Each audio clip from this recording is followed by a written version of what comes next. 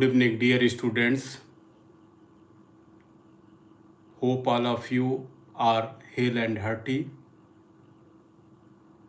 Let us today again note down the dictations on legal matters at the speed of 100 word per minute.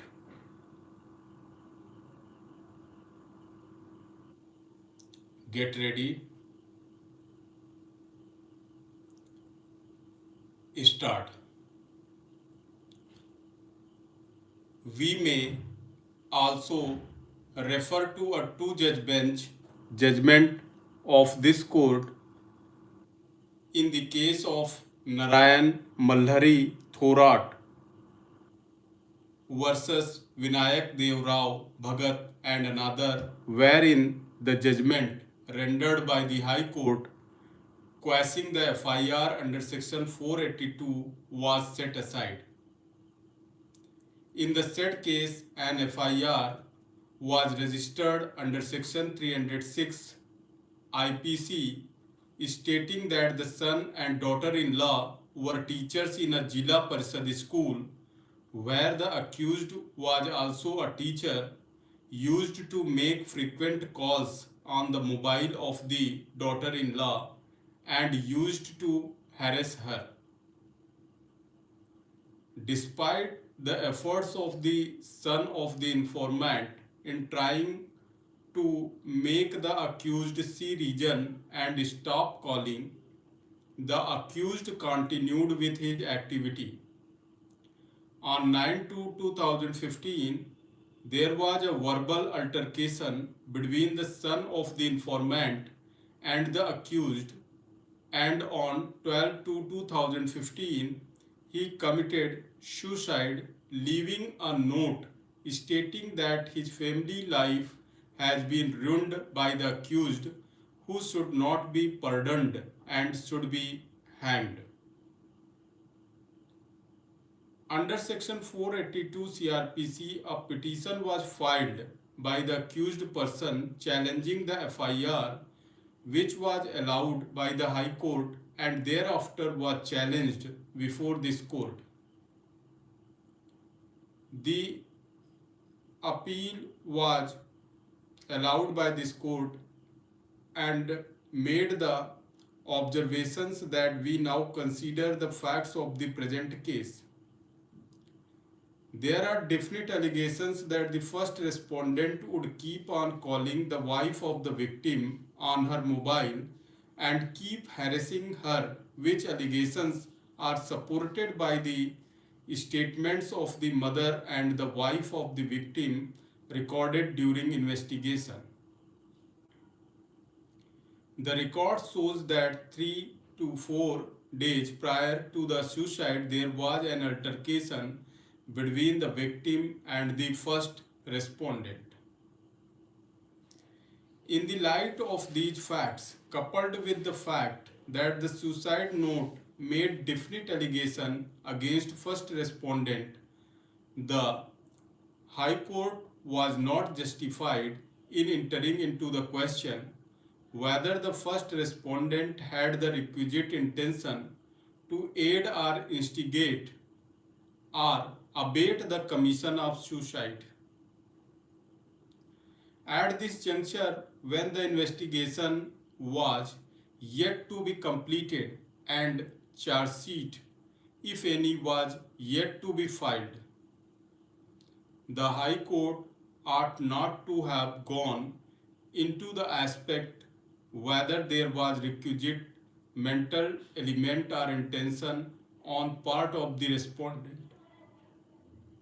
In the above quoted observations of this court, there is a clear indication that there was a specific averment in the FIR that the accused respondent had continuously harassed the spouse of the victim and did not rectify his conduct despite being objected by the victim. Thus, as a matter of fact, he had actively facilitated in the commission of suicide. What is required to constitute an alleged abetment of suicide under Section 306 IPC is there must be an allegation of either direct or indirect act of incitement to the commission of offense of suicide, and mere allegations of harassment of the deceased by another person would not be sufficient in itself unless there are allegations of such actions on the part of the accused which compelled the commission of suicide.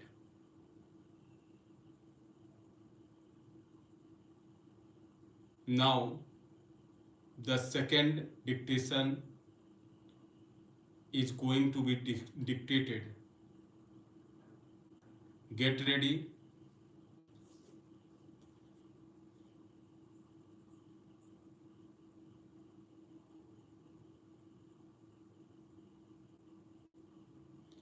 Start. Further, if the person committing suicide is hypersensitive and the allegations attributed to the accused is otherwise not ordinarily expected to induce a similarly situated person to take the extreme step of committing suicide, it would be unsafe to hold the accused guilty of abetment of suicide. Thus, what is required is an examination of every case on its own facts and circumstances, and keeping in consideration the surrounding circumstances as well, which may have bearing on the alleged action of the accused and the psyche of the deceased. In the backdrop of the above discussion, we may now advert to the facts of the present case to test whether the ingredients of offense under Section 306 IPC exist even prima facie to continue with the investigations. The FIR recites that victim boy was under deep mental pressure because the appellant herein had harassed and insulted him in the presence of everyone, and he was not willing to go to school on 25/4/2018 but was persuaded to go to school by the complainant. When he returned from the school, again he was under very much pressure, and on being inquired, told that today again he was harassed and insulted by the appellant. The boy was informed that the parents have been called to school next day, and this brought him under further severe pressure and tension. In the statement of the complainant recorded by the police, no reasons are cause for the appellant to harass and insult the victim are spelled out, nor there are any details with respect to any action on the part of the appellant by which the deceased boy might have felt being harassed and insulted. The appellant in his petition under Section 482 CRPC before the High Court has set out detailed facts and circumstances which unfortunately the High Court failed to even take notice of, much less analyze the same before coming to the conclusion.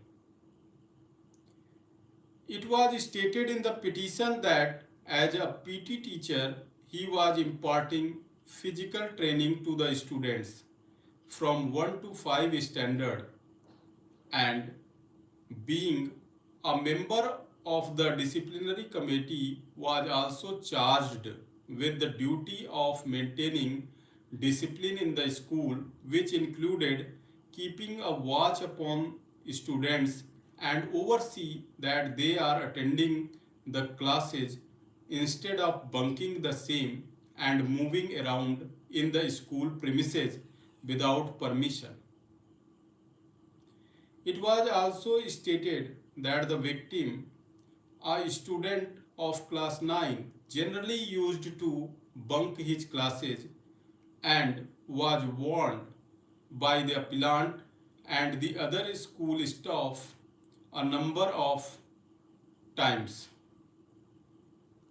On 19/4/2018, he was caught by the appellant bunking classes and moving around the school campus without any cause or permission, and a warning was given to him. On 25/4/2018, he was caught bunking classes, and again the appellant issued him a warning, and on account of the persistent act of bunking classes, reported the same to the principal of the school, who informed the parents of the boy to come to the school.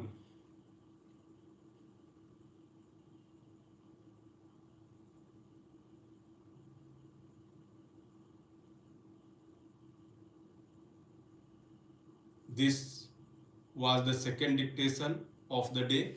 Now I am going to dictate third dictation on legal matter, and the speed will be 100 word per minute. So get ready.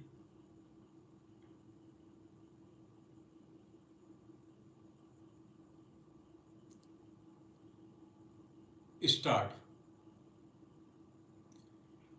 Further, whether the consent letter of the owners of the land in question obtained by the respondent number 1 still hold good would be relevant, as there could be a change of hands on account of transfer, inheritance, etc.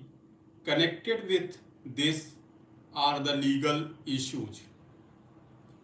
First, whether the respondent number 1 had altered its position post the issue of the grant order dated 16/7/2015, but before enforcement of the concession rules 2016, to get the benefit of rule 61 of the concessions rules 2016. It is necessary to ascertain the facts, and then alone one can adjudicate and decide the question whether the respondent number 1 is entitled to the benefit of the proviso to Rule 61 of the Concession Rules 2016. This has not been verified and ascertained. An issue would arise on whether the application filed by the respondent number 1 way back in 1998 would still hold good, as at the time when the application was filed, approval of the central government was required. Another difficulty is that WBMDTCL has not been impleaded as a party, though it was always contesting the claim made by the respondent number 1. On the question of cancellation or rejection of the application made by WBMDTCL, we have made observations supra.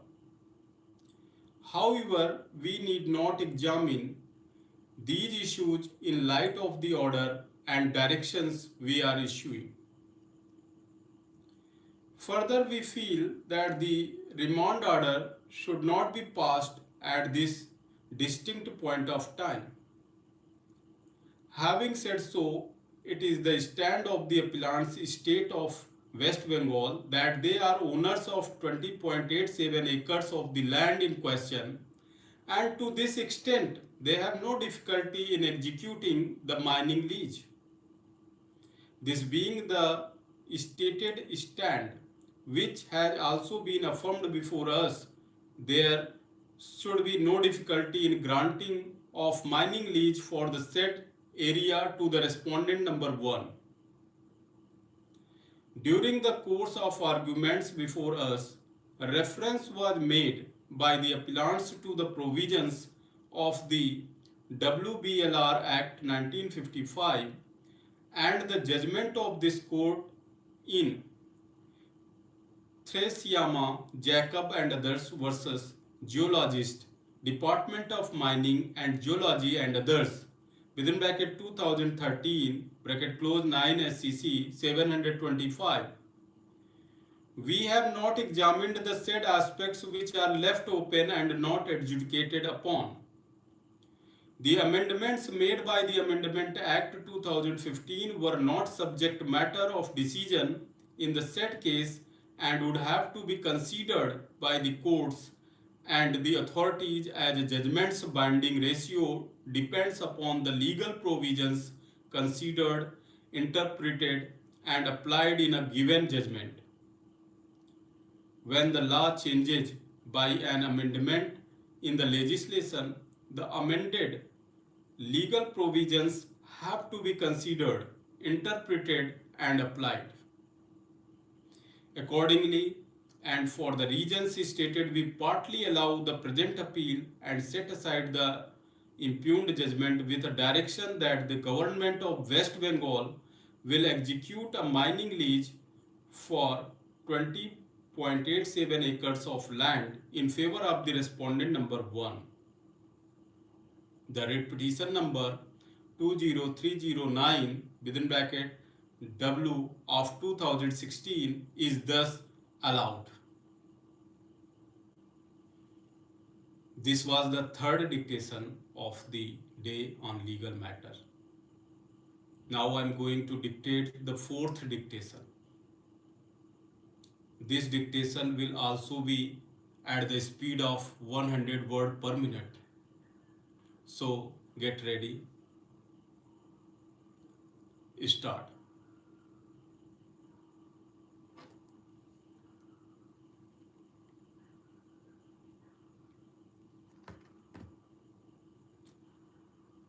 Since the issues raised in both the captioned appeals are same, the parties are also the same, and the challenge is also to the self-same judgment and order passed by the High Court. Those were taken up for hearing analogously and are being disposed of by this common judgment and order. For the sake of convenience, we clarify that the appellant herein is an auction purchaser. The respondent number 1 is the borrower, the respondent number 2 is the guarantor, and the respondent number 3 is the bank within bracket secured creditor bracket close. These appeals are at the instance of an auction purchaser left high and dry by the respondents herein and is directed against the common judgment and order passed by the High Court of Judicature at Bombay in writ petition number 9523 of 2023 with interim application within bracket ST bracket close number 21706 of 2023 within bracket for impediment bracket close, by which the High Court allowed the writ petition filed by the borrowers and thereby directed the bank to permit the borrowers to redeem the mortgage of the secured asset, more particularly after the auction proceedings attained finality. It appears from the materials on record that the borrowers had availed credit facility from the bank on 3/7/2017. Accordingly, the bank sanctioned lease rental discounting credit facility to the tune of rupees 100 crore in favor of the borrower, with the respondent number 2 standing as a guarantor. Out of the total amount sanctioned, the amount of rupees 65 crore was adjusted against the then existing LRD facility granted by the previous bank, and for the balance amount of rupees 35 crore, a security in the form of a simple mortgage was created over a parcel of land at measuring 16,200 square meters, having buildings and ancillary structures on it.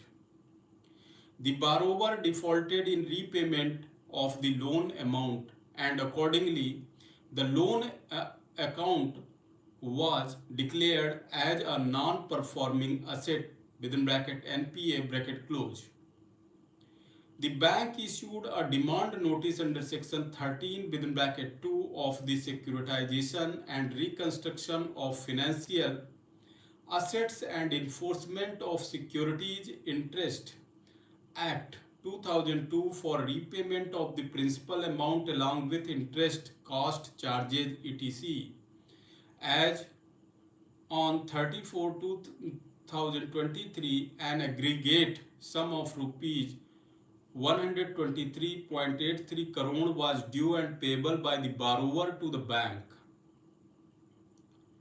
Owing to the failure of the borrower and the guarantor in repaying the outstanding amount referred to above, the bank proceeded to take measures for possession of the secured asset under the provisions of the SARFAESI Act. The bank decided to put the secured asset to auction. It appears that between April 2022 and June 2023, the bank attempted 8 auctions but all failed. In the meantime, the borrowers preferred a securitization application being SA number 46 of 2022 before the Debt Recovery Tribunal First Mumbai, inter alia challenging the demand notice issued under section 13 within bracket 2 of the SARFAESI Act, and also for quashing of the sale notice dated 25/3/22 in respect of the secured asset. It is not in dispute that the said application as on date is still pending before DRT.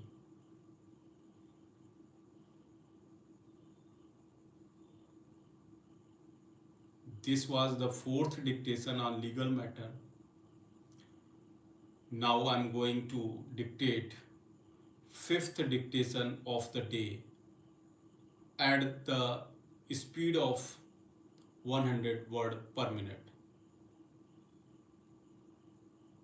So get ready.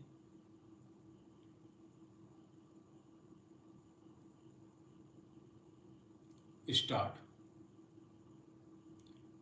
We had heard Sri Rakesh Dahiya, learned counsel for the appellant, as well as Sri Raju Ramachandran, learned senior counsel for the respondents. Miss within bracket Dr. bracket close Monica Gusai had appeared for the state of Haryana and was also heard. The common judgment and order dated 18/5/2010 passed by the division bench of the Punjab and Haryana High Court deciding 12 writ petitions, more particularly writ petition number 16,211 of 2009 is under challenge in the present appeal. The bunch of the above writ petitions were partially allowed, but the appellant was not accorded any relief insofar as his appointment to the higher judicial service of the state under direct recruitment quota was concerned. Before adverting to the two legal issues which have been addressed by Sri Rakesh Dahiya in assailing the impugned judgment and order, we consider it appropriate to briefly narrate the facts leading to the filing of the writ petition and now the appeal arising therefrom. The Punjab and Haryana High Court on 18/5/2007 issued a notification for the selection/recruitment of 22 officers in the Haryana Superior Judicial Service by direct recruitment from the bar, out of which 14 were of general category, 5 of the scheduled caste and 3 of the backward class. The selection was to be made in accordance with the provisions of the Haryana Superior Judicial Service Rules 2007 within the 25% quota for direct recruitment from the bar. The appellant was one of the candidates who applied for the post along with the other candidates who preferred the connected repetitions. The appellant, despite having successfully qualified the written examination and the interview and having secured the 14th position in the merit list, was not appointed. Pursuant to the above notification dated 18/5/2007, the written examination was held in February 2008 and the interviews of the successful candidates were held on 8/4/2008 and 9/4/2008. The final result was displayed on the website of the High Court on 15/7/2008 and the appellant was placed at serial number 14 of the merit list of the general category candidates.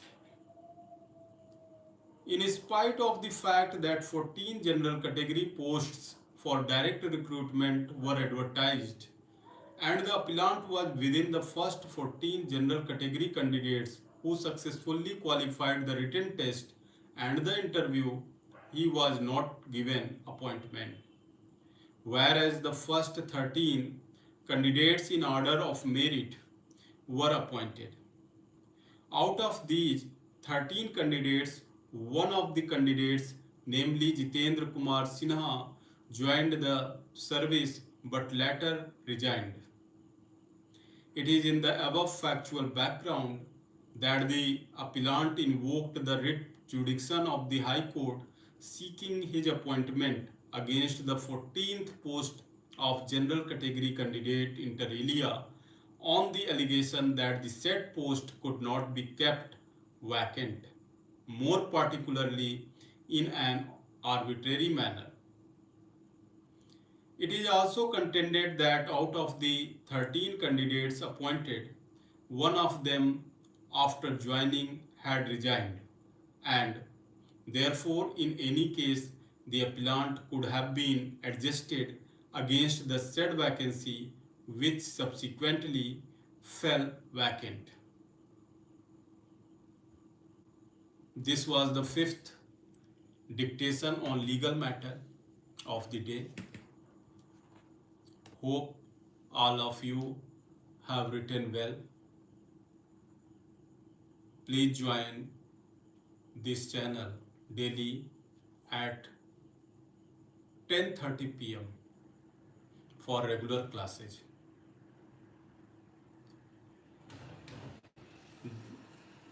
One of the person was asking the mobile number,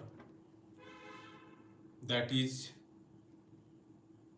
on the description of the channel. Please note down the mobile number from there. Thank you. Good night.